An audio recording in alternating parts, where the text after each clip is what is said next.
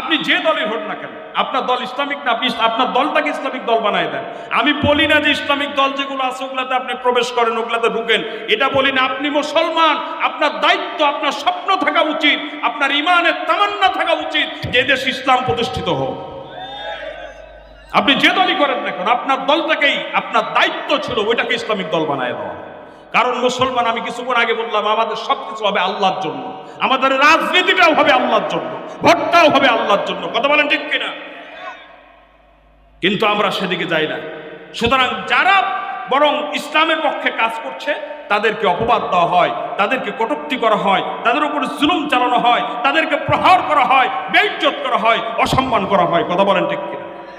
এই সমস্ত মানুষগুলি যখন মৃত্যুবরণ করবে, এরা যে জঘন্য কাজ করেছে এর জন্য এদের প্রাপ্য হচ্ছে জাহান্নাম।